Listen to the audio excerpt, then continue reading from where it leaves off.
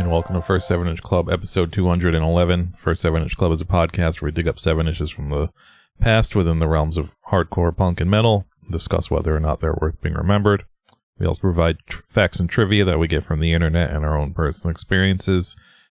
We do our own research on this show, so sometimes we get things wrong here and there, but at the end of the day, it's probably going to be more than you ever knew about any specific band we're talking about. So what's it really matter in the long run? I am Mike, and with me is Scott. It's going to be worse today because there's a language barrier. Yep. There's a common name barrier, I think. Yes. It's going to be a shit show today. But worse than that is I'm going to filter. I'm going to deploy the great filter among our listeners, Mike.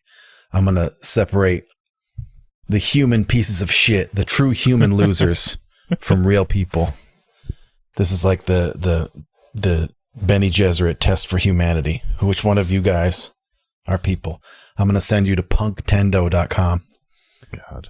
It's punk tendo, like Nintendo, but it's punk. And that's literally what it is. This is a website where someone has made a number of famous Nintendo games and basically just put, punk characters in. I think just put them in as the main character. I don't think they've changed the story. I don't think they've changed the gameplay. They just changed a couple graphics, but you can go play, Ghosts and Goblins with Matt Skiba from is that Alkaline Group? Yep. Alkaline the Trio? Alkaline Group, yes. Alkaline Group, or Alkaline, yep. The Aluminum Group, the Alkaline Tree. You can play a lot of games featuring the Descendants for some reason. Probably maybe, I don't know if it's just the character that Milo drawing or if it's the real one. My favorite one is the River City Rancid, where they just Photoshop the Rancid guys' faces into the cover art. It's horrible. It's truly horrible. But yeah, punktendo.com. I played a couple of the games. There's one that's just called Dan Zig. It's Mega Man, but they wrote it like the old Mega Man logo. They wrote Dan Zig, and they just put Danzig into Mega Man, and I played it, and it's just as annoying as the first Mega Man was, just as annoying as you remember. Mega Man 2 is where it starts to get good. Mega Man 1 sucks. And I played Dr. No, which is Dr. Mario. They didn't get creative with that name. They just call it Dr. No. And they just put Dr. No in the corner of Dr. Mario. And Dr. Mario is a great game. You want to sit around and if you want to go to bed tonight seeing little pills falling in front of your eyes, but the punk way, go to punktendo.com. It's bad. It's really, actually Ben Weasel's Punch Out is pretty funny. That's a pretty funny one. But yeah, Mike, did you check this out at all? Well, you posted a picture in the Discord, and it was just like a picture of the 6 Nintendo covers. That's true. I didn't make it easy. I didn't make it easy for anybody. Yeah, you didn't provide a link, so I just thought it was somebody like photoshopping Nintendo covers, and 4 of the 6 or 3 of the 6 or whatever it was featured the guy from Descendants, and it was like, wow, man, you like. I don't know. It's just so sad that that's it. They ran out of ideas. Yeah, like, I don't know. It's like we've had 50 years of punk music. Yeah. Why are we still pulling these references? Like, this is fucking grandpa music, man. We're not like, like when we're kids, we're like, oh, how about that Nat King Cole? Like, we love that Nat King Cole. Like, let's make Nintendo games with Nat King Cole. It's just like these fucking guys are so old now. Yeah. Use some new shit. I don't know. Guys who made it are probably old as hell too, so I don't know. But I know there was games behind it that's a little more creative, so I'm fine with that part. I was just upset by the covers mostly. Yeah, it's kind of hard to play it on the keyboard for me. It was like I feel like they swapped the controls from what you would want them to be, so it was a little bit tougher than usual. But yeah, they did the work. But it is like you said. It's like there's a bunch of them that are referencing the same things, and then there's some that are referencing nothing. There's one that's just called, I don't know what this is. Maybe listeners know what this is, but there's one that says Pup Tendo Pup Tour. The dream is over. I have no idea what that is. There's no Fugazi games. There's no like Black Flag. I don't think there's any Black Flag in here anywhere. Like, even among the Target T-shirts, they didn't cover all their bases. They just went really weird by making a lot of them about the same guys. But the games are there. If you got a game this weekend, if you really got to get this thing done, and you can go play the Gob video game, whatever the fuck that is, it's a toilet. Check that out. But I'm just saying, I'd be fine with you playing the Dr. No game and liking it if you're okay with that one. The rest of them, I don't know, man. If you want to reach us, you can do so at first7inchclub@gmail.com, or you can go to our Instagram at first7inchclub. Or if you're a sweet friend, you can go to our Patreon at patreon.com/first7inchclub, throw us a few bucks and you get a couple extra episodes a month. We're going to be recording one right after this. We're going to be back talking about Canadian television. As I said a couple weeks ago, listener Christy came through with an encyclopedia of Canadian television, and we're going to have to chip away at that for the next years. So we're going to be talking about 4 Canadian television shows. One definitely aired in America, and the other one might have aired in America, but then the other 2 are insanely Canadian. So, yeah. You're going to have to tune in, patreon.com/First 7-Inch Club. Check that out. Also, that's a good reminder to probably release the old episode to the $2 patron, Scott. So I guess you should go do that. Yeah. I'm not really up to much this week. I was just on a podcast, and it released today. It'll be like 2 days old by the time you guys hear it, but it was called Punk Disputes and Hardcore Disagreements. Kind of a mouthful of a name, but I assume you just start searching for Punk Disputes and an autofill, maybe. But it's a podcast. It's like 3 dudes, and every week they have a guest on, which is insanely stressful to me to think about. To just be like just coordinating that every week. That's insane. And then they just everybody brings like a record to the table, and then we all sit around and review the records, and that's pretty much it. It's kind of like that What Are You Listening To YouTube show that dude does, but younger. These dudes are younger than the What Are You Listening To guy. So but yeah, so check that out, Punk Disputes and Hardcore Disagreements, if you just can't get enough of hearing me unfortunately talk about punk music. So go check that out. I also started reading a real book. Whoa. It was first time in years, man. It feels weird, feels cool, feels good. I'm gonna try and finish it. That's about it. I don't think I have really anything else to talk about. Wait, what is the book? It's just what the book is.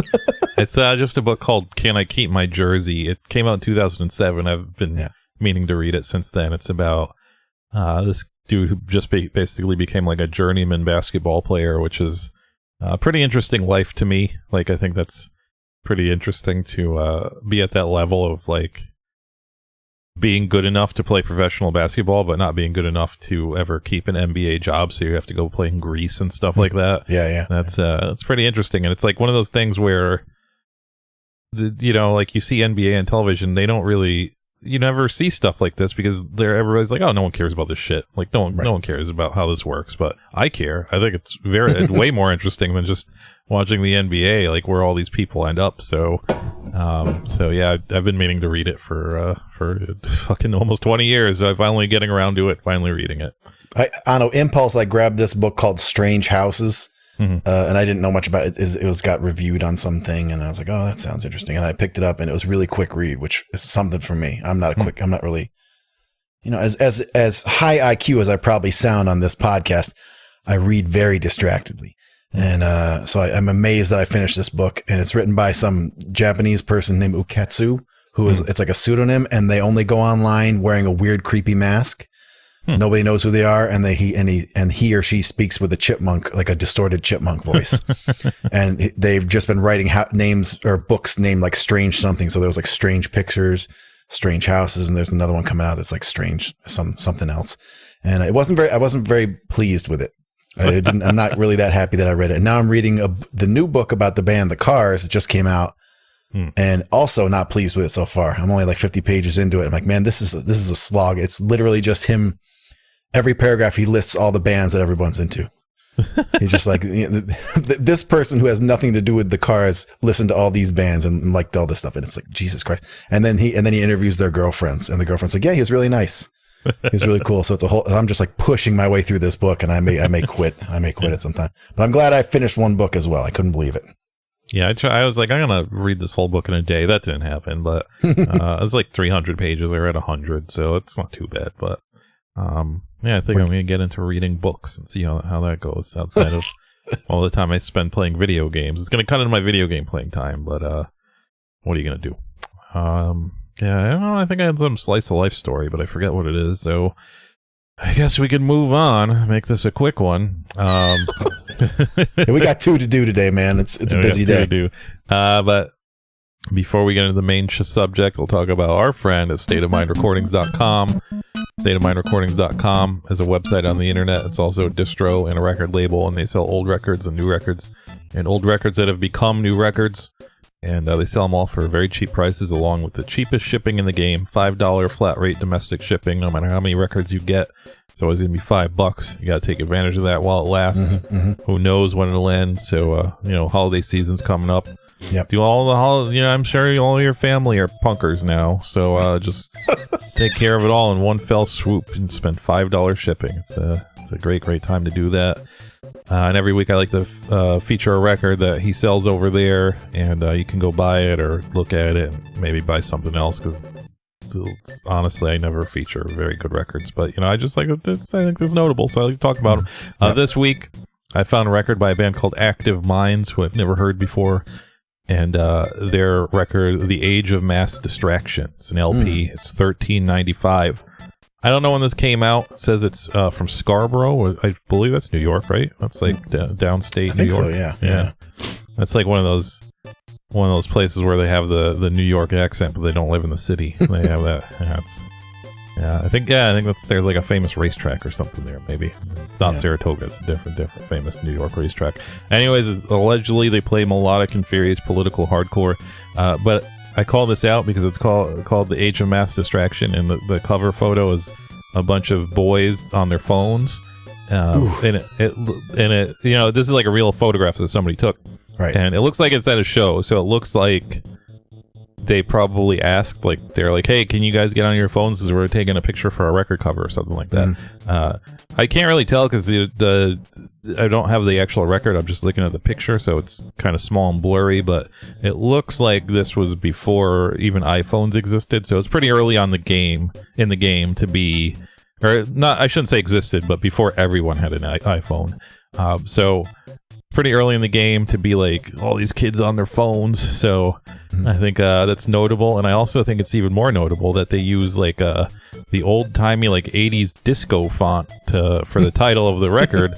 And you're just coming off like the biggest grandpas ever when you use some stock font from a 90s PC and trying to bust on these kids for using their phones. You're just coming off like a big grandpa. So that's very interesting to me. I imagine that's not music I would like, but I'm very curious to hear the song. I hope there's at least a song calling out these kids on their phones, but if you aren't specific kids. But if you're an Active Minds fan, or even if you're not, go check out the record cover. It's Age of Mass Distraction, $13.95 on stateofmindrecordings.com. I do like their logo though. They have a real kind of skate punk, like Bones Brigade style logo or something like that, and it's got a little bit of that Metallica flair to it with the pointy beginning and end, like Megadeth style. So yeah, this is it's the disco font that like an electronics store would have used. Yes, the like fake Radio Shack. Yeah. Might have used this one. So I wasn't really in the mood to look for anything funny. So instead, I'll give you a little mystery. Maybe it's not a mystery to other people because we do listen, even on these half-assed episodes, we still do a lot of work. So I'm not going to do a bunch of extra work on the State of Mind section. But my front page had this tape from a band called Meeting House, and they're from Connecticut, Mike. So you know any of these kids? I don't think so. Yeah, Meeting House. The tape cover looks awesome. It looks like Photech or like some 90s, like one of the more serious like Ninja Tune style drum and bass guys or something. It's or like a very, very sketchy industrial record. It just has this kind of blurry, like messed up photo, but it came out like really pink, like hot pink. But it's probably just a doorway that they took a weird picture of, and it's on this really kind of austere, sketchy, almost like harsh noise typography kind of thing. And I had a minor hit on my hands talking about the Condom record a couple weeks ago.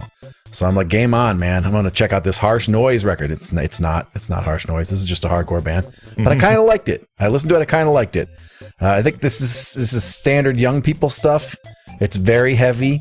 It's very heavily produced, and it goes back and forth between like really like claustrophobic, like ugly, slammy riffs and really like melodic post-hardcore riffs.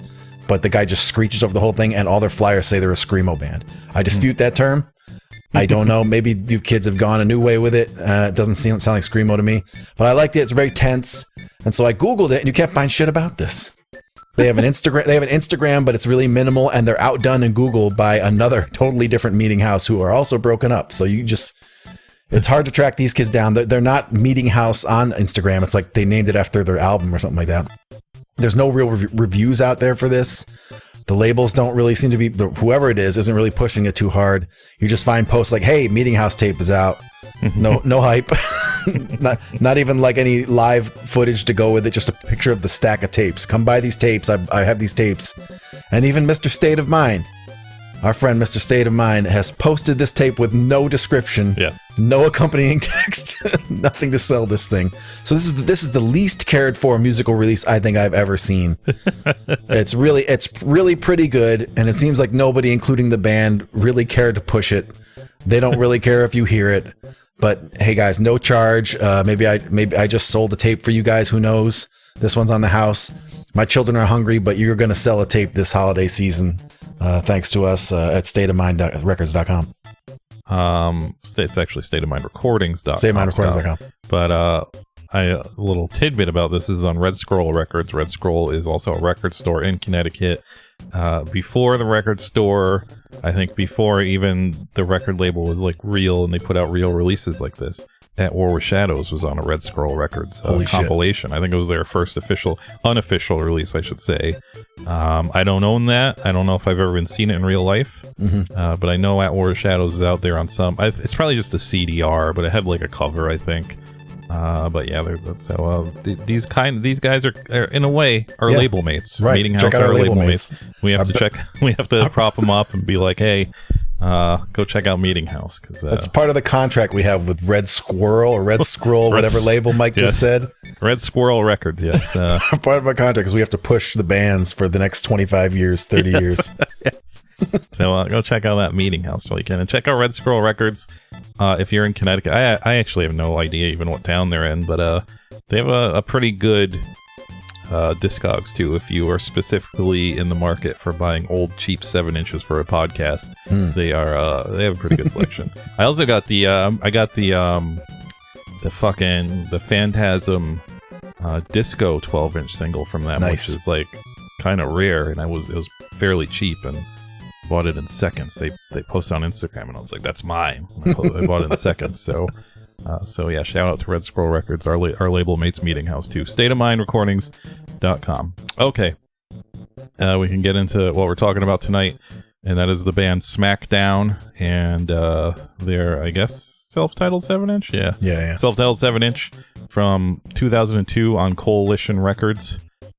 Smackdown. Oh, I should say we are doing this because this is a record I own doubles of. I actually in my lifetime have owned 3 copies of this record because I used to own this back in the day, and then I sold it.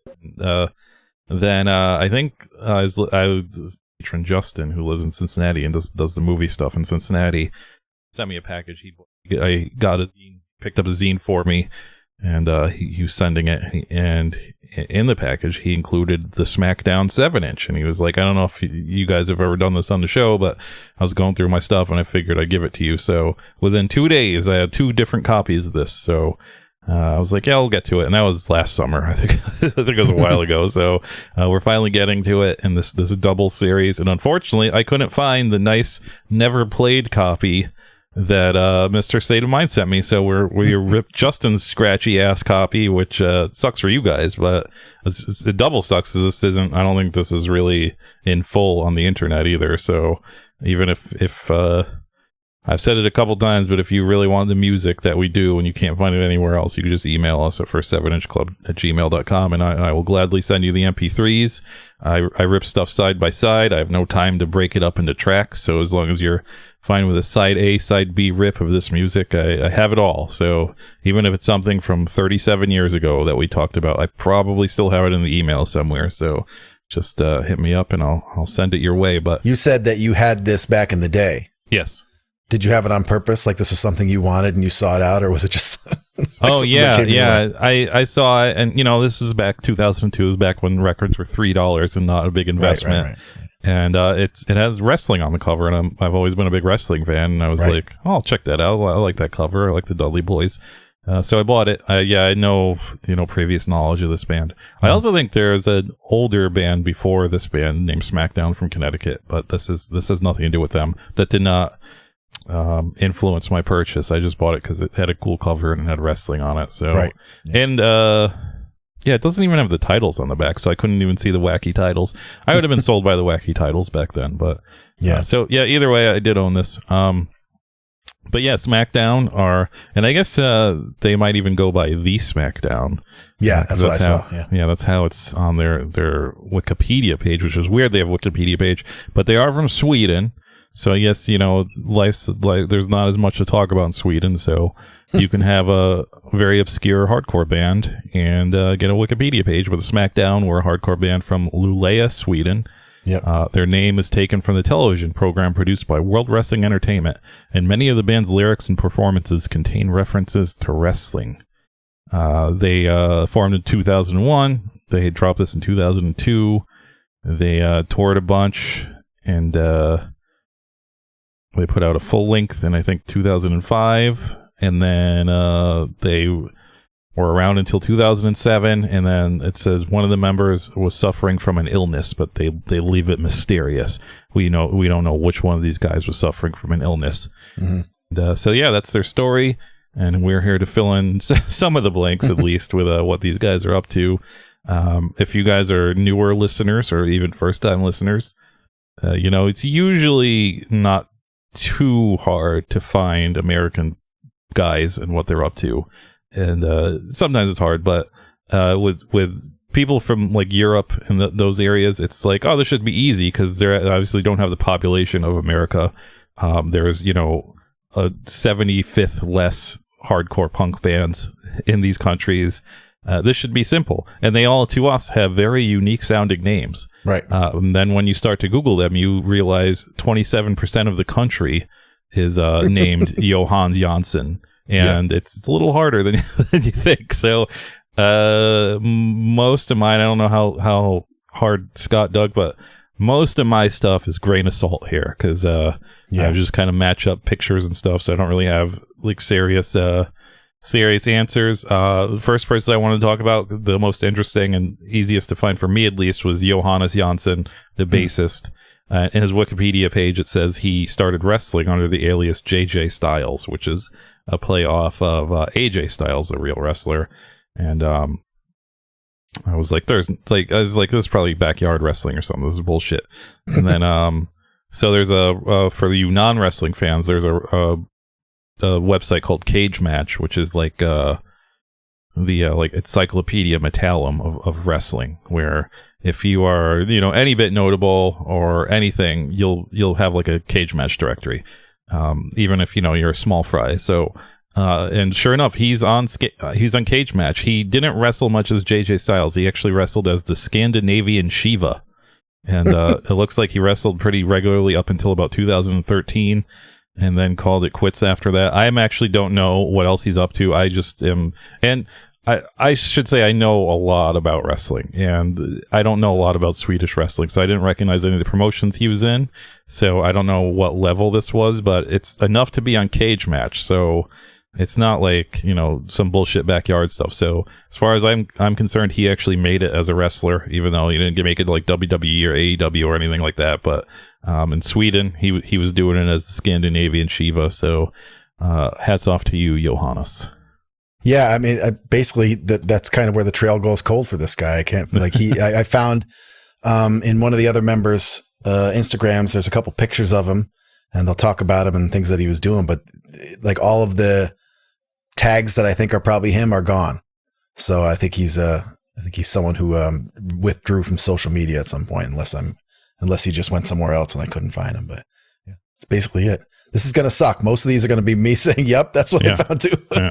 I mean, outside of the next guy, I have kind of jack shit on the other three, so it doesn't matter. Yeah. But Robert Larson was the vocalist. He has his own Wikipedia page.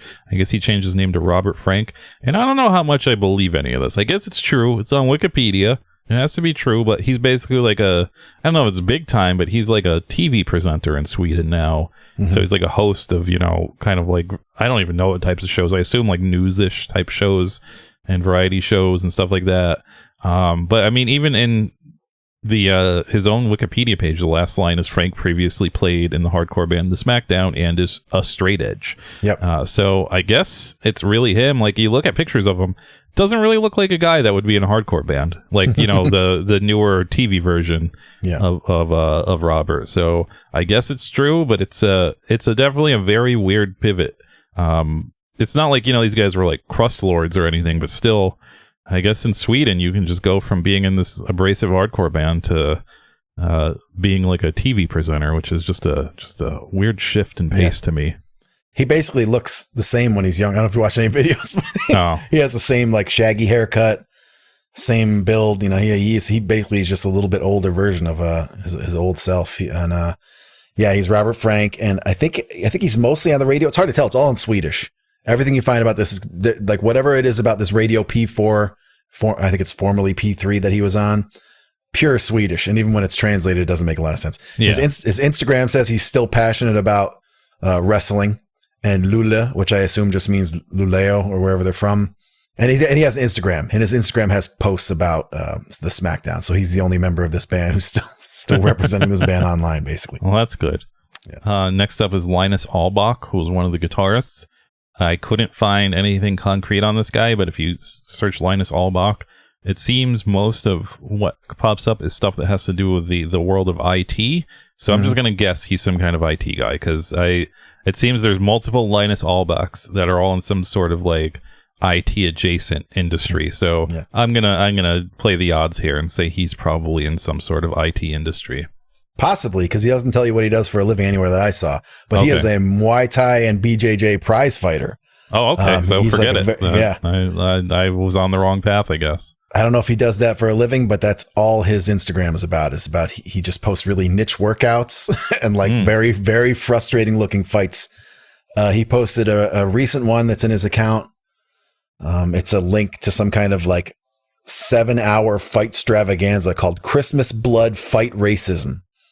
That's cool. But the entire time they're fighting, and I don't know about these kind of martial arts, but at the beginning they play that kind of like that sham music, and they're wearing like headdresses and like praying to each corner of the ring. And then they fight like normal, but that music never stops. So the whole time that they're fighting, it's got this like those jingle jangle drums and like like that sham, like weird instrument. It is a sensory overload. Even the fight seemed pretty chill. I don't think it was going that hard, but watching it was very tense. And I don't know what he does apart from that, but all of his fighting seems to be driven by wanting to destroy fascism and Erdogan in Turkey. He wants to destroy Erdogan and fascism, which is all pretty chill. He can be in our little army then, our little swole army then. Yeah, he's got reach. He's about 9 feet tall, and he's all arms, so he's ready. Yeah, welcome to the first 7-inch club army there, Linus. You made it. Yeah. Next up is the other guitarist, Olav Andersson.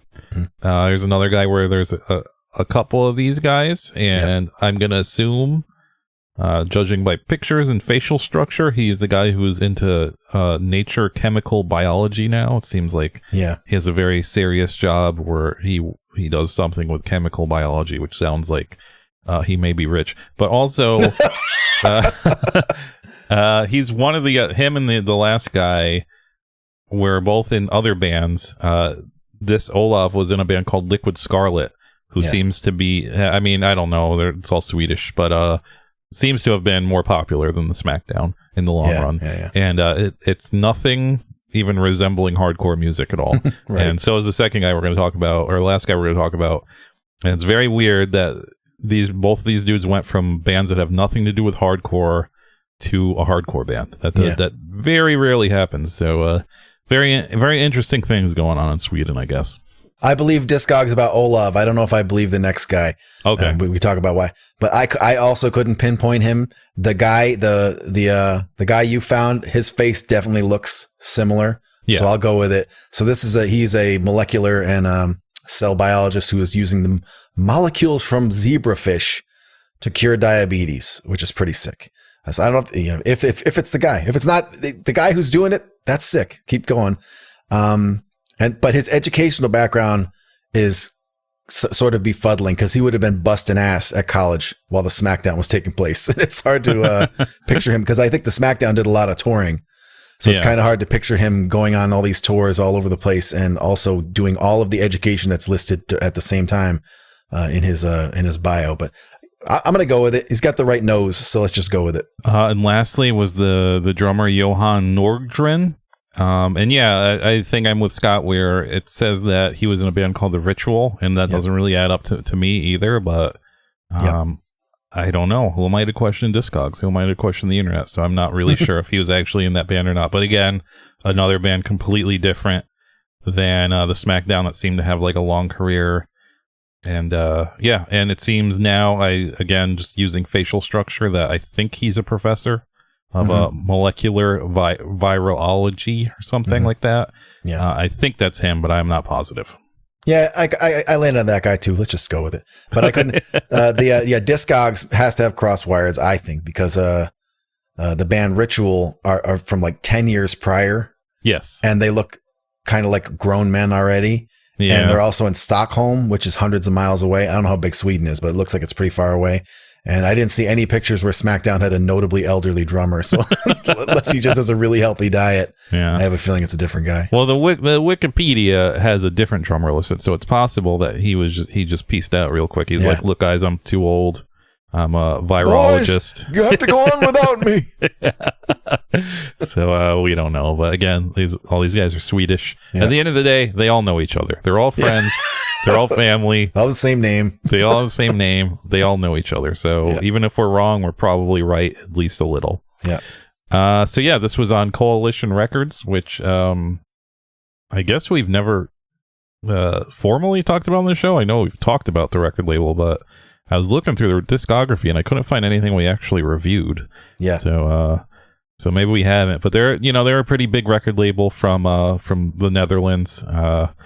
They released a lot of stuff, a lot of American bands, a lot of very popular stuff. The reviewed Inhumanity, but not the 7-inch we reviewed.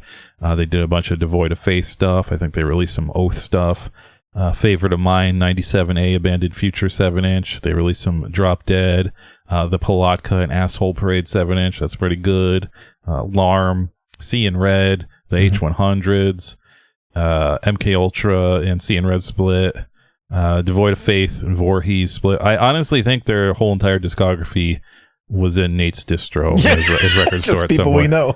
I think it's just like all of Nate's stock was the Coalition Records discography, because like all this stuff, the Charles Bronson Youth Attack album, Kill the Man of Questions, J.R. Ewing, Calling and Dead, which is I thought Nate put out a J.R. Ewing too, but maybe not. I thought he did. The Down in Flames 7-inch, which Nate actually put out with Coalition, so that there's that. I always want to do that 7-inch on the show, but I think it's like let me check real quick. Is it not? It's not their first 7-inch, right? Yeah, it's not their first 7-inch. It's not even their and then they had like a couple splits. I might bend the rules because I want to do that Down in Flame Start the Fucking Fire 7-inch for years now, but I was holding out to get the first 7-inch, so I'm going to give up. One of the records I bought probably in the first like shopping spree I did for this show was Virginia Black Lungs No Gods No Monsters 7-inch, which other people have actually requested for us to do too, and we still haven't done it, and it's because it comes with a booklet, and I hate doing 7-inches with a booklet, and it doesn't seem like it's the juice does not feel like it's worth the squeeze on this one, because again, if you're trolling Discogs for buying 7-inches, everyone has a copy of a Virginia Black Lung 7-inch for $1 or cheaper. So wow. I'm just like, I don't know if it's worth it, but maybe one day, hit me up. Say, yeah, you should do that Virginia Black Lung, and we'll finally do it. Reagan SS and JBA put a lot of Nate bands. Let It Burn. The Smackdown is actually kind of an outlier, honestly, because it's like, oh, they put out your band. They put out Tail and Back. So Oil, who we've talked about before, Reagan SS. They put out last episode's record too. It's like the last thing on the label. It has to be like just a European release or something. Crime Desire. Oh, really? Huh? I didn't even notice that. But yeah, Bones Brigade, and it seems like they went into 2009. So pretty much all the 2000s, they were like, that's enough. We put out enough records. Let's call it a day. So I assume if you have been part of hardcore in the 2000s or know Nate Wilson, you probably have seen some of these records before. I think they went to other labels. I think I don't know if both guys do other labels, but I know one of the guys does. So I dug through my old notes and I had the same feeling. I was like, how have we not done this? And the words Coalition Records never appear in any of my notes anywhere. But if I search for the guy's name, I landed on my Guyana Punchline notes. And I said in those notes, I said, wow, could have sworn we talked about this label before, but I couldn't find it in my notes. So this was the label of Matt Plezier, and I don't know how to say this name, Jeroen Rijhoff, the Das Oath guy. I have no idea how to say his name. And he was in Main Strike and a bunch of other bands. This label's very solid. This is very wall-to-wall first 7-inch club stuff. I just assumed that they were re-releasing things in Europe that had come out over here first. That's how it looks. And nope, there's like a lot of this stuff is on Coalition. I just never realized how many Coalition Records joints I own, apparently. Probably because of Nate. Matt, I read a No Echo thing with Matt Plezier, and he's like a little bit older than I was expecting because he says he was a rude boy in the 80s, like into ska, and then he got into hardcore at some show at a squat in 1984. and then toured with Youth of Today, and there's like pictures of him as like a young boy hanging out with Youth of Today on like as a roadie, and obviously Jeroen is a big time tour manager now for famous bands, and Matt is an artist. He still does so he changed his label name to Mono Rhetoric, and it's like a catch-all media thing. I think he does zines and books and everything else. And last time he came up, I mentioned that he had posted about going to the Ass Book Fair in Paris. And this time when I looked it up, I learned that one of the logos is a giant plump ass descending onto the Eiffel Tower, a true work of art. So I just keep being glad that we bump into this label. And there you have it. Now we can get this record out into a tray. Nice. It's perfect syncing too. So let's see what urged me to buy this record in 2002. It's because the cover, it's all very, very early 2000s graphic design records, hardcore records. This whole entire layout could be an issue of Punk Planet, basically. It's I guess the background is a picture from Tables, Ladders, and Chairs match, the Dudleys versus Edge and Christian versus the Hardy Boys. You can't really see the Hardys. I think you see one of their arms back there. Yeah. And so the top half of the record cover is the bottom half of them, and then the bottom half of the record cover is Bubba Ray Dudley is his top half. It's a Smackdown and kind of like a distressed Impact font. It's all red and black and yellow and white, and it looks really striking. You see this, it pops. It really pops. The back cover is more wrestling. You get I guess it was a different Tables, Ladders, and Chairs match. It's in a cage. I don't remember one in a cage, but I guess it was. They also throw in a picture of Chris Jericho doing the Lion Tamer on there. I can't tell who he's doing it to. I was wondering who that was. It's like, that doesn't look. Is that I couldn't tell if that was Christian, and he just looked weird. I was like, who is that? That's Chris Jericho in his prime. All done in kind of like the sort of grainy photocopy style. Yeah. The insert is kind of sort of in a way like a fold out poster of one side says wrestling is real, and it's a picture from I guess it's another, I think this might be Edge versus Christian in a ladder match. But it's Edge and Christian, and they're holding a ladder, and it looks like they're I don't know, they're having trouble with it, so I assume they're fighting. It looks like a struggle, so I think they're fighting. And again, it's nice kind of grainy, artsy type of photocopy style, or newsprint style even. And then the back has some information. The top of the other side that said wrestling was real. The bottom of this side says everything else is fake, which has become, I think that's like really corny people who make wrestling shirts put that on their shirts to this day. So I don't know if they came up with it, but I think people still use that. It, in lieu of lyrics, it includes wrestling manifesto, and I'm not going to read it. It's kind of childish, honestly, but it's just it's basically like, hey man, everything's fucking punk, and that's cool, and everything's wrestling too, and that's cool too. And I like the sentiment, but I would have much rather had lyrics. They have the tracks, which is good because they don't list the tracks on the background or on the back cover, which they should, because they got 8 tracks, and that to me that's a selling point. Right. See 8 tracks, you're just like, oh, this is worth my $3. There's 8 songs on here, so they shouldn't have hid that. There's a formatting error on the track list, which carries on to the Discogs list because no one has bothered to check this record, and I'm not going to fix it because I learned my lesson. I hate fixing stuff on Discogs because some fucking nerd is going to bust your balls about it. Yep. And it's a pain in the ass. They have a shitty website made 27,000 years ago, and it's hard to do anything on it. So that's gonna stay a mistake. But there's actually 8 tracks. It's listed as 7 on Discogs, but it's because they formatted or they forgot to hit spacebar once, and it's jumbles 2 tracks together.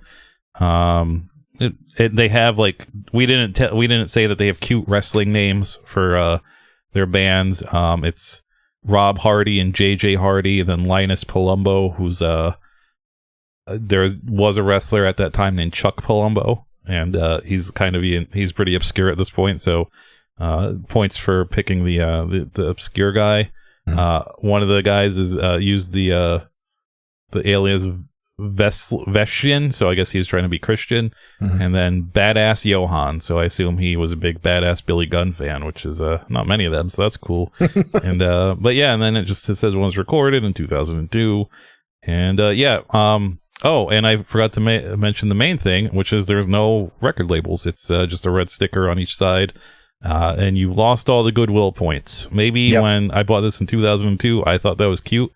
But I hate it now, especially I double hate it because if you do not buy records and you don't buy enough records, you don't know this. The only way you can tell what's on what side is by the matrix number.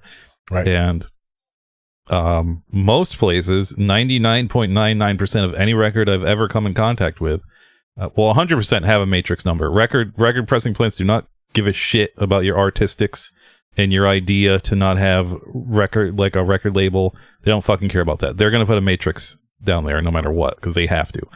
So 99.9% of pressing plants will put the matrix number will be a bunch of numbers, bunch of stupid numbers, hyphen A. Then on the other side will be a bunch of stupid numbers, hyphen B. This one has A on both sides, and I didn't notice. So this is just a bunch of stupid numbers, but the sequencing is off by 1. So you're supposed to look at that and go, oh, that's side B. So that's extra annoying because I recorded backwards and set the Discata side A, and we didn't find out until hours ago that this was wrong. So that's very annoying, and so you've lost all your goodwill points with your spot on graphic design otherwise. But no, honestly, it's a great layout. It made me buy the record in 2002. And I still think this style holds up. I don't think it's dated. So yeah, I think this is a great layout other than the no label record. Yeah. So I saw by the emails that I get from Mike that we're doing a band named Smackdown. And usually during the week, I don't have time to like look at that or really dig into it. So I was like, man, who would name their band after like that show? And I was like, there's no way. And yeah, they are. It is so much more named after the show Smackdown than I ever thought. So this layout is a tribute to one of the few things that I consider to be a true masterpiece of my brief and distant time as a very enthusiastic WWE fan, which was the incredibly gradual process of making me come around to the Dudley Boys. It took a while. The TLC matches were so stupid. Like, they were great, but they all hinged on that 18-foot ladder or that big ladder. Yeah. And, each team just repeatedly does the slow, like the hulking up fucking bullshit routine where they're like slowly climbing up the ladder and desperately reaching for the belt. And then Lita comes running through and knocks them down or something like that. And it looks horrifying to fall off that ladder into the tables. Like, I don't know how they get used to that. But during this time, I hated the Dudley Boys. They came over from WCW, which I hated. And they seemed to be bringing WCW with them. Like, the dipshit energy of the WCW was coming along. The urban camo, their dumb look. And they were kind of like boring and invincible, I think. Were they supposed to be like killing machines at the beginning or something? They started off kind of shitty because that was kind of the way in WWE, where if you came from I think they actually might have came from ECW. I can't remember, but okay. I don't know if they did a brief visit to WCW first. But either way, back then the WWF, WWE way was, if you're coming from the rival company, groveling for a job, you're gonna be made to look like a bitch for at least a few months. So there was a few months where they were made to look like huge comedy bitches. And I was a Dudley Boys fan back then from ECW. So I was like, what the fuck, man? Like, these guys were like, they were like the dominant tag team in ECW. They won the belt 17 times and shit like that. And they were just kind of like comedy dorks for the first few months. But yeah, then I think once like the Hardys and Edge and Christian established themselves, they got into that mix and became the Killing Machines. Yeah. I felt like, yeah, you're right. I'm probably saying the wrong thing. It's probably ECW. But I just remember whenever we'd briefly flip over to either of those other ones, it kind of looked like the Trailer Park Boys, like all the rest is just like Trailer Park Boys. So at some point, my good friend Poe, who was my very entertaining friend Poe, got really into saying, "Get the tables," just for whatever. And I was like, "Yeah, he's right. Get the fucking tables." And then we're watching, and then after a while, when Bubba Ray did that, we all just flipped out. We're like, "Yeah, get the tables!" And there's like one of these matches that's like deeper into the height of Dudley fame, where the whole crowd says it with him. Yeah. I almost had a fucking heart attack. I was like, holy shit. So yeah, this layout is kind of dumb, kind of silly, but it really speaks to me. This is a moment that I cherish. And it has that wrestling is real, everything else is fake tagline. It's a bad tagline now, but I think the first time you ever see that, you're like, yeah, that's a good shirt. And then, then you see it too many times. Most of the typography is on the bubble. A lot of it's a little questionable. It's like nothing's wrong with it. But the band name is just written in the shitty Impact font. It just says Smackdown and a little Impact font over a Bubba Ray. But the use of color is on point. It's got the look of this almost looks like books I used to buy at like Barnes and Noble and Borders. I'd like to be like a book about like Japanese pop culture or just something like that. And it would have this same kind of like halftone scrappy layout like this. But the attention to detail is great, even down to the band members all having the wrestler pseudonyms and stuff. The manifesto is where one of the first place it falls apart. It's very corny. Yeah. It's not well written. It's really pushing things pretty badly, and having zero info on the record itself is total bullshit. But apart from that, this is the best layout we've ever seen, bar none. And since I don't get to talk about wrestling much on this show, I should say, for those of you who smart people who stopped watching wrestling 25 years ago, the focal point of the cover is Bubba Ray Dudley, and he has become a real piece of shit in his older age. There's like a cottage industry. I think wrestling, took a cue from current American politics, and we're like, oh, there's actually money to be made by being the bad guy and being the contrarian asshole and stuff like that. Sweet. And he's like one of the leaders of that, of like, AEW is like the smaller company, though, but they're the first rival company of WWE since WCW. And it's easier to poke fun at them and to make money because, you have all of these WWE people who've been following it for years who don't want some upstart promotion taking their thunder. So, and it's basically like Trump. So there's like 10 different like wrestling Trump guys who just say anything they can to appeal to a certain fan base that's going to give them money. And he's one of those people now. And it's pretty much a bummer because he came from like the kind of indie side of ECW and stuff like that.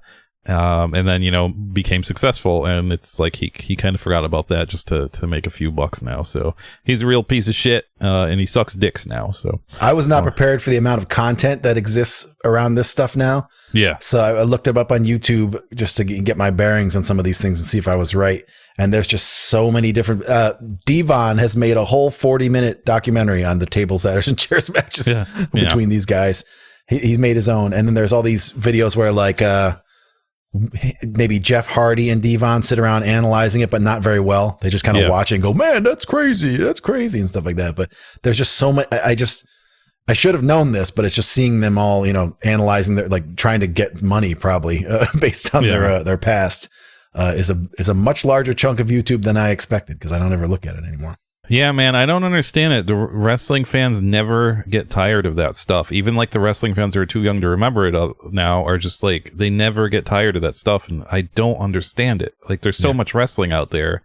Why are you still harping on this old stuff that you've heard about 10 million times? The fucking, the Undertaker. I mean, the Undertaker Cactus Mankind thing where he falls off the cage is a pretty legendary thing. Right. But it's it's still brought up like 40 times a week, and it's just like, dude, it was 20 something years ago.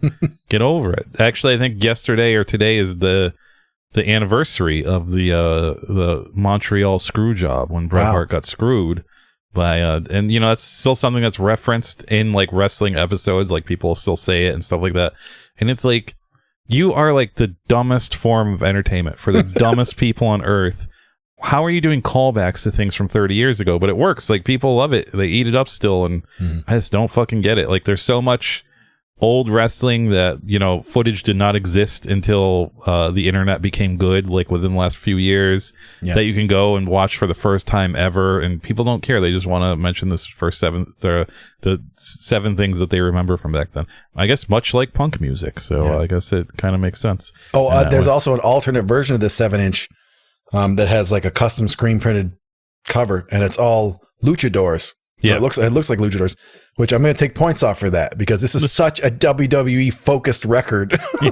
The content of it is all strictly WWE. Just put a bunch of luchadors in the cover is kind of phony. You guys sold out. Anyway, so we can now get to the music, and since this is 8 tracks and it all kind of sounds a bit the same, we are going to go side by side on this, because there's no real reason to go the other way. Hold on, I lost my space. So side A, they also cheaped out. They didn't have like side power bomb and side 360 splash. Like they just have no real sides. They could have side tables, side ladders. Something there you go. That'll work out. And they have the long wacky names, which again was pretty popular back then. So the 4 tracks on side A are called The Whole Fucking Wrestling Show, which is a reference to Rob Van Dam. I Got Smashed Through the Table with the 450 Splash, so that's where we get a 450 Splash reference. The Cripplers Crossface, which references now shamed wrestler Chris Benoit, who had a little run-in with death, I guess. And I feel like he ran into death himself. He did it. Yes, he ran into death himself. Yeah. And lastly, WTC Smash, which I assume means World Trade Center Smash.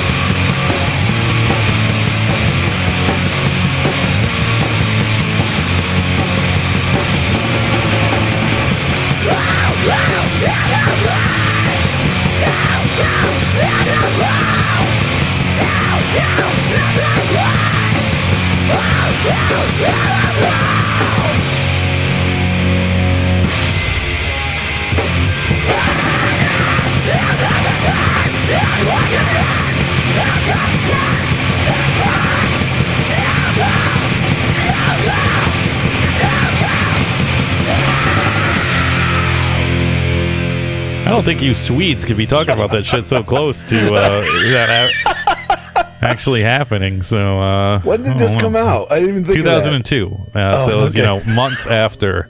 Yeah, we're still on fire WTC at that Smash. point, man. Yes. Jesus Christ! Too soon, guys. Too soon. It could. I mean, I couldn't think of any kind of wrestling reference that could be. So it had to be World Trade Center Smash, but I don't know.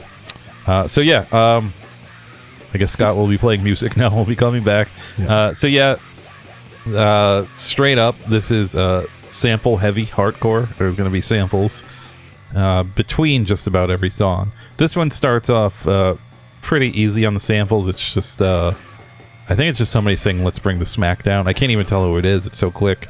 And then we go into like very fast, very screamy hardcore, but good, aggravating fast hardcore. Not like the fast hardcore we usually don't like. This is good. It's noisy, it's screamy, it's great. It's still pretty catchy despite the abrasiveness of it all. It's you could really tap your toes to this. They have a lot of good riffs. It's honestly very good. There's a Chris Jericho sample. That's the first like real sample that lasts more than a second. Third track has a real scary bass sound. I assume the whole thing has real scary bass sound, but my headphones don't really pick it up too much in the other songs when it's not like highlighted. There's another Jericho sample. There's many Jericho samples. I do wish I had some lyrics to read, because there are none, and I'd honestly like to know what these guys were singing about. I couldn't really make it out by listening. It didn't sound like the stuff I could make out didn't sound like it was wrestling centric, which is a good move. It's if you're going to go as far as naming your band after a wrestling thing and naming all your song titles after wrestling things, don't really overdo it with the wrestling lyrics. So I don't think they did, as far as I could tell, so that's good. Honestly, I don't have much to say about this side. It's on without even saying a lot. It's legitimately one of the most solid sides of music we've ever reviewed on the show. This is 4 very solid, very fast, very angry, very catchy tracks. The singer has I don't know if I would say polarizing vocals, but I think if you heard his vocals on the first track and you didn't like him, you could just throw the rest of the record away, because they're not going to get any better. He's loud. Like, he sounds like he's a very loud guy. He sings a lot, and I usually hate that, but I think it's like it adds a lot to the music how much he sings. So I like it a lot. I really, really enjoyed this side. It could just be because, like, I'm sure kids are still out there making music like this, but I don't hear it anymore. I never hear stuff like this anymore, and it really brought me back to a time where you could just drop an 8-track 7-inch of like fast, noisy, shitty hardcore that's probably appeals more to metalcore people than the capital H hardcore people for some reason, just because it sounds like it's made by skinny wimps. I don't know. There's something about it that I could imagine would not appeal to the guys who like the breakdown demo. It would not be like their type of fast hardcore, but it's my type of fast hardcore, and I really like the side A. Will that hold up for side B? Is that a little foreshadowing? We'll see. But these 4 tracks are, I think, as good as this band could ever do. I think these are 4 great tracks. Today we have the rare opportunity to do a little research, because I think, if I had just purchased this record based on the layout, I might be a little adrift about what music was going to be inside of it. This doesn't sound to me like a band who should have the grunge impact font floating above Bubba Ray Dudley on a blood red background. But Mike, you bought this based on the layout. Yeah. So, no, without a judgment, was this what you were expecting when you dropped the needle?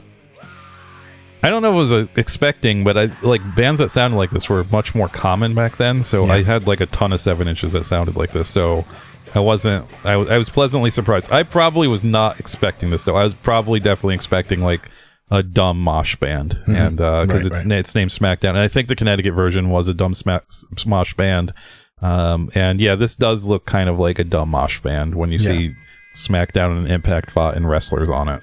Right. I mean, I think naming your wrestling themed band Smackdown is a little on the dumb side, so I would have ruled out Power Violence, which otherwise would have been number 1. I would have said, "Oh, this is a Power Violence band." But yeah, I could still think of like 2 or 3 other sounds I'd expect to see on this record. None of them were this one. This was not anywhere near. But, if you'd ever seen a single picture of them, you'd have guessed it immediately. Because this is kind of like post-refused, sassy, rock and roll, kind of fast. It's fast, but it's still got that edge. Yeah. Like, and they had the look. They had the tight black t-shirts. They had the shaggy long hair, the jeans, all of it. You would have seen it a mile away. Maybe not exactly, but you would have been, I kind of know what this is going to sound like. And I liked this genre back then. I actually liked the heavier, the more ferocious version of it when it was going on. I was a big Refused fan. My old band, Monteburro, played with a couple of these bands at some house show. And I think it might have been the Gray AM and some other band. I don't remember which band did this. But they were like the rock and roll, like proto-white belt type of band. And one of the bands lit their cymbals on fire in an apartment. I thought that was fine. I was like, great. I had no complaints. Other than fire safety, I had no complaints. So this side of the record comes out swinging with a nice frantic song, nice moshy breakdown. Robert Frank, he's got this kind of strangled, out of breath Muppet screech that it's fine by me. I like it, and it is constant. It's basically he just kind of like a chihuahua over the whole thing. The sound quality, at least of the rip here, but even on the Bandcamp, the sound quality is a little iffy. It's kind of fuzzy and maybe a little bit too hot. But I like the decision. Like, you could tell that he's yelling loud, but they kind of bury his vocals a little bit. So that makes it sound more hectic, like he's competing with all this noise and stuff. I like that sound. Every song gets a notable heavy part, which is sort of the good thing. The one thing you're not going to find on this record is any of the experimentation. I said refused earlier. You could put that word away now. We're done because there's no experimentation. There's no there's no prog, no electronic. There's no bleep bloops. There's no spacey breakdowns. There's nothing, not anything. They basically have a format. They do a fast part and they do like an interesting heavy part and done. That's the song. So on this side, you got 4 of those. Hope that's what you're looking for because that's what you got.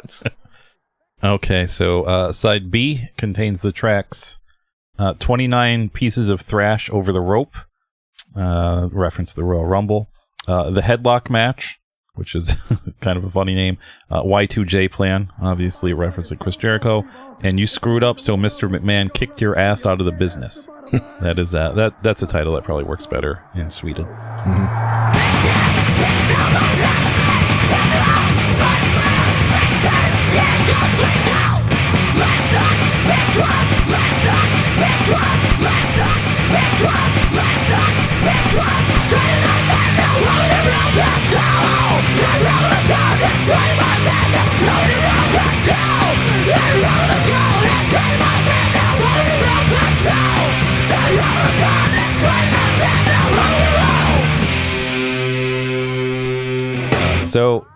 So this side, and I was going into this ripping this, thinking this was side A. This side starts off with a literal 90+ second sample. And I was like getting so upset. I was just like, how did I tolerate this as a kid? Like, what the fuck? Mm-hmm. So as I was listening to it, I was just like, oh, that sounds kind of shitty. Like, it sounds like a lot of surface noise. So I was like, let me find that clean copy. So I stopped it. I pressed delete on the file. Went into all of my record boxes, and I couldn't find the clean copy, even though I know I have it, because that's how I knew I had 2 of these, and it's what gave me the idea to do this. Yep. So I was like, oh, I should get rid of all these doubles records. So I probably put it to the side somewhere, and now it's just floating around my house, this nice clean copy that I could have presented the internet for the first time in its entirety in 20-some years. Is a nice clean version of the Smackdown 7-inch, but nope, couldn't find it, so I went back, and I was like, fuck it. Who cares? Like 7 people are going to hear this and care about it. So who fucking cares? So I put it back on, listed the 90-second sample again. Gets a few, there's a few bars or whatever you want to call them into the first song. And then there's a skip, a scratch, but it's in perfect sync with the end of a note on the record. So or on the guitar, so it doesn't sound like it's skipping because it's just playing the same riff over and over again. And I was like, man, this is going on for a while. This is a pretty crazy thing. And I was like, oh, this is skipping. So I was like, I'm gonna have to start this over again. So usually on, again, 90% of the records, you just put like a nickel or something on the stylus, or you just kind of lightly pull your finger down on it, and it'll go through the scratch or the skip. So I played it again, listened to the 90-second sample again, and did that, and it didn't work. This scratch was fucking impenetrable. So I just had to do like the only other thing you can do, which is just like flick the record player itself until it just the needle just bounces onto the next groove. Yep. So unfortunately, this track is scarred forever. So you're not going to get a good song or a good version of the first track because mine is not good. It sucks. It just fucking skips over. But anyways, so that was very annoying having to listen to the sample over and over again. The sample itself is Stephanie McMahon talking to Stone Cold Steve Austin. This was later Stone Cold. I think most sane people love Stone Cold Steve Austin in the 90s. Yep. And then in the 2000s, I think it was WrestleMania 17, 18 maybe. It might even been, maybe it was 20. No, it was like 17.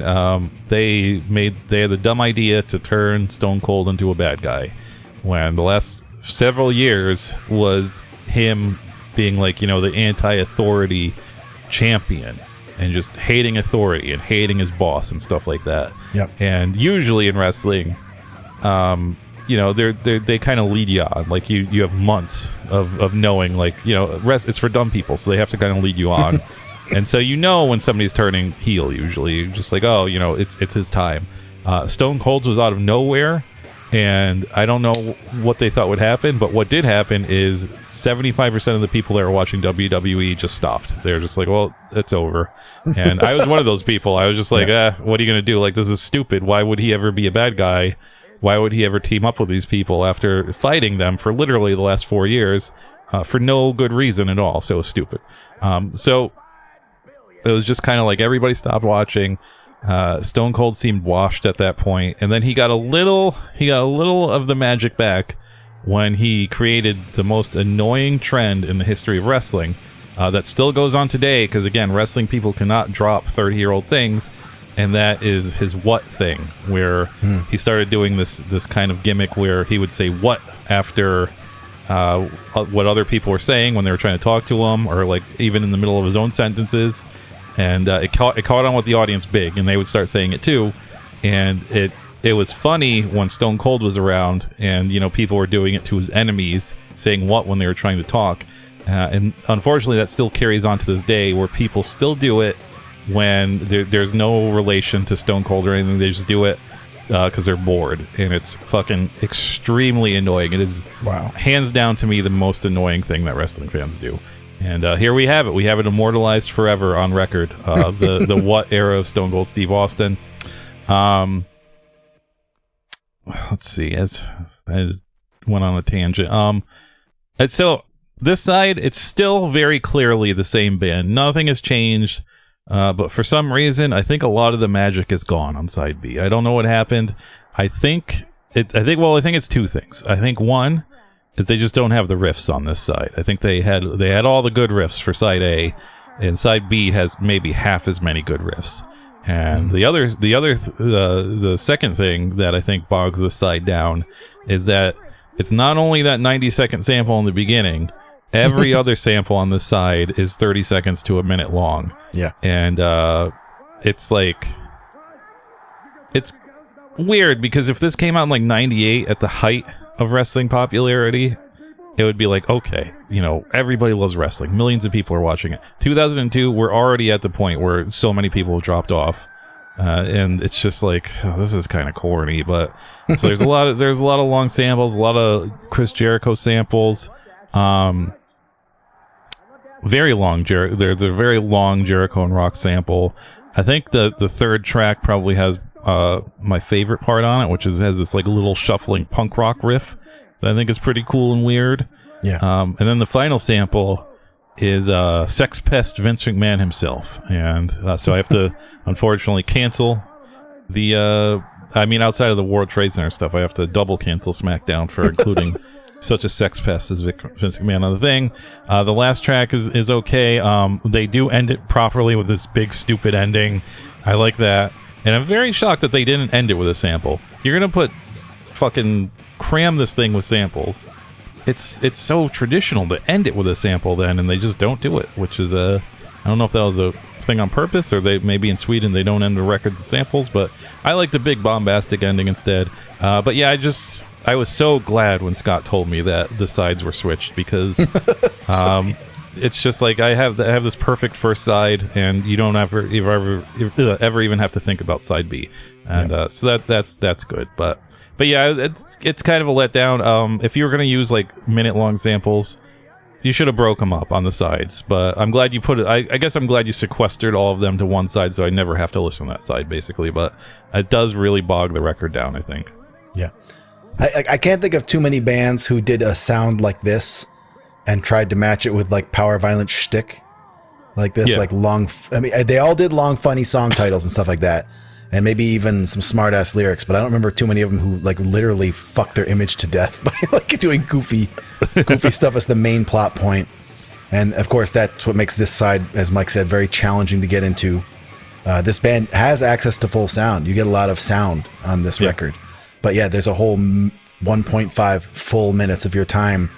And I mean, they could have, I don't know. I couldn't really tell what's going on in this section. I've seen plenty of times where Stephanie McMahon and Stone Cold argue. Yeah. I'm guessing the Stephanie part wasn't that important. You probably could have just left that off and just had Stone Cold doing his dumb thing or whatever. But yeah, every single song on this side has more of these samples. And I could tell by this Stone Cold speech that this is like after I left. Yes, because after everybody left. Because I dipped back in. It feels weird to have. I'm glad you said all the stuff you said, even though it was a detour. I was going to ask these questions because I was like, I came back to wrestling for a few minutes and I was watching probably with Poe again, And they got to that point and I was like, what is going on right now? Why is everyone yelling what at every word? And at that moment, I just felt in my heart that it was over, totally over. And I didn't realize that I was 100% correct. Yes. It's very annoying. And it seems like an irritating thing to be in the room with. And how did he train the crowd to do the what thing? How did he get everyone doing that? I don't think he trained it. I just think he said it so much that it caught on, because like anything he said caught on. And I think people were just so happy to have him doing something again that kind of connected, because he was just like, no one liked him being a bad guy, and it didn't work at all. So I think this was like his last gasp at having something that people liked. Oh, so he was just saying what in his own stuff? It was like, I don't know if he like, it was so, they never explained it or anything. I don't know if he's like supposed to be like losing his mind or something, but yeah, he'd just be like, and Stone Cold says what, and blah blah blah what, and he would just do it like that, like kind of like a football chant almost, right. And it just caught on, because it seemed like they were just doing it whenever they wanted to. Like he'd just be like, and they'd just go what, and I was like, Jesus, this is frustrating. So yeah, nothing about the band's format gets any better or worse on this side. They stick exactly to the formula. They have the fast part, like they have a frantic fast part, and it's good frantic. It's like, bap, bap, bap, bap, bap. It's like, kind of staccato stuff that leads into something more elaborate. Like Mike said, the elaborate part, maybe not so elaborate on this side, maybe not so good. They do some of the more like 2 guitar core things, where the one guy does like the panic chords, the other guy does the heavy riff, like the that thing. Some of the live footage I watched seems like they do a lot of that on stage and stretch it out to make it more dramatic. I like that. They do a lot more noise drama stuff live than they do on the records. But it's starting to get hard for me to isolate which parts or even which songs I like, because it's a swamp. This is a swamp of samples. I think that they were going for antagonism, like unlovable antagonism on this record. I think they were trying to be kind of annoying, I think. Especially with like not having labels you could read or anything on the record, and not even knowing what song you're listening to, and no lyrics, nothing to guide you whatsoever, other than the samples. So, overwhelming the listener with samples, kind of part of that. And yeah, like the last song has this funky disco beats, and it goes into like a nice big open E kind of bashing finale.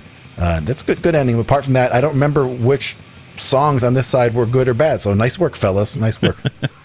And there you have it. There's Smackdown, or The Smackdown's self-titled 7-inch from 2002 on Coalition Records.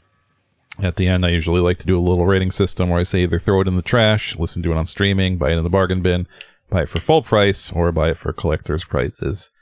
Unfortunately, the record label thing is very annoying to me, and I think the second side is a bit weak, so I could just say buy it in the bargain bin, but I think this is a very good bargain bin purchase. It's very, very good. One of the best bargain bin purchases you can do. Cheapest American copy is $2 on Discogs, and that's from Prank Records, the former home of His Hero's Gone. So you can buy it for $2 there. Most other people have it for $3 or $4. I think that's a fair price if you're into this style of music. As I said, I don't know of any bands that still do stuff like this.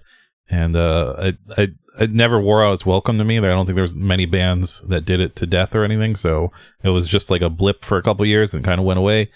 So it's still pretty fresh to me, and I feel like faster, abrasive hardcore. And if you were put off by the record cover looking like a dumb mosh band, check it out. You might actually like it. It's pretty good. Yeah. So like I said, you basically get 8 of one thing on this record. All the songs are more or less interchangeable. They're good, but they're all kind of similar format. You don't get a lyric sheet, so there's no point in trying to isolate anything. Just put it on and find the song you like, and then you can take it back off again. I think the format is okay. I think even the format of being similar for 7 or 8 songs is okay, because this strikes me as a band who just sort of started strong. Like they probably just called each other up and said, yo, let's write a WWE record. Let's form a WWE band. And the boys were all like, say no more, dude. And just showed up and they just had 8 songs, by 6 p.m. that day. No sweat. And I'm okay with that. I think this music is fun for me anyway. I think maybe if you're like 5 years older, or maybe just someone who was like paying more attention and playing more shows, maybe you'll find this band and reminders of this era to be irritating. Maybe you're the person who owned the apartment where that one of these bands lit their cymbals on fire, and maybe that cost you your deposit and you don't like this shit. And I get that. The side 2 samples are overwhelming and annoying. They don't really add to the experience. But I've also I don't really ever like funny samples. I don't listen to that much Mortician, guys. Sorry, I did score a free Mortician shirt at the gym a month ago. Ooh. So I'm now a guy with a Mortician shirt, an unemployed guy with a Mortician shirt, just where I wanted to be. I listened to some later recordings of the Smackdown, and they get more into like maybe Jane Doe territory, like more of the clangy riffs, the kind of interesting riffs and clangy metal stuff. It still has the same energy, but they kind of get a little bit more elaborate on some of the riffs, and I think they expand the concept a little bit. So that kind of feeds into my suspicion that this was like a day one. This is a day zero drop. They figured they'd figure out the details later. There's a video of these guys playing a show in Umeå, where all the other bands we know of came from. It starts off with the singer saying something like, "This song is called I Can't Hang Out With You Because You're a WCW Loser." It's about the entire boring city of Umeå, and the almost immediately people start hurling things at them, like really angrily, like not happy, throwing garbage cans and trash at them, and they're like falling down, but they keep playing, they keep it up, and at one point, like 5 or 6 people drag the singer into the crowd and start knee dropping on him. They don't look stoked, and he kind of drags himself out of it. Like a cartoon, like Bugs Bunny dragging himself out or something like that. And he just kind of lays on his back to catch his breath. And then he kips up to his feet like Jackie Chan. And it's amazing. And nobody claps. So they just, this crowd was not having it, or it just didn't seem like it. And they keep playing. They do a great job. It's pretty cool. So it's proof they lived the life. They wasn't just a gimmick. These guys lived the wrestling heel life. I have no proof that the entire band Donuts were in that crowd being angry at them, but I like to think they were there. They were also playing full Marshall stacks in what appears to be a very small squat. So I respect that. That's where I come from too. So yeah, like if you're a 53-year-old and you played in a really tough, like negative approach band and you feel exhausted when the swoop hair lifestyle flooded into the scene, maybe seeing, this is like seeing the corpse of a Spaz record stuffed full of skinny jeans and reanimated. And that's going to feel insulting to you. So this is a 3 for you. You got to steer clear. But on the Tin Fish scale, I preferred this sound at the time. Yeah. Like I was so bored of like evil hardcore and screamo and like poser metalcore, and even though I was doing it, I was kind of bored of the Motorhead AC/DC hardcore stuff because only a couple bands did a good job, and I just wanted to hear like a bunch of bands trying to be Snapcase but more artistic, which is I think what a lot of this is like. So this would have been like an 8. But with the annoying samples and no lyric sheet and the bad layout, it's 6.5. But it's like Mike said, as a bargain bin record, top of the heap. It's got some very good stuff on it. There you have it. There's Smackdown's record from 2002. Go check it out if you want. I'm sorry I can't provide you with a better rip, but what are you gonna do? And I don't even think Mr. State of Mind has it because I might have been a victim of the flood. I didn't check his website, so it might be up there. Maybe I'll find my clean copy someday. We'll never know. But we got a Patreon to record. Go check that out. We're going to be talking about Canadian television, patreon.com/first7inch club. I think I only have, as far as I know, to my knowledge right now, I think I only have 2 doubles records left. Usually I have about 24 hours when this drops until I rip the next one. So if anybody has input within the next 24 hours of listening to this, I think the 2 choices are either Def Choice or No Parade. So so say which one you want if you have any opinion or don't. I don't care. But yeah, until then, Scott, do you have any last words? The wheels are turning towards me becoming a record store owner against all good judgment. So you'll be able to go to a place where I'm not allowed to leave, and I'll have to be there. And so if people want to see me in person and really make things awkward and bad and maybe dangerous, I might have to be there for a living. I might have to stand in the room while you slowly shop. And I'm curious, for people who have owned the stores or worked in stores for a long time, what's it like? What do I do when the really creepy guy is there? Like when the really shitty guy is taking a long time to go through every record and I'm just like 2 feet away from him. What is my move? I guess I just look at a computer and just play dumb, but what if he's like talking without looking at me? What if he's talking across the room? Like, I sure do like jazz records. And what do I do? Any tips on anything about this topic? I welcome any chat. I've already punished a couple of our friends in the DMs, and I will punish you too if you come at me. So put your hand in the box of pain and see what happens. Get at me. There you have it. Contact Scott and tell him how to deal with unruly customers. Okay, until next week, fuck Charlie Daniels. Fuck Charlie Daniels. I'm a nice man. Yeah, I'm a nice man.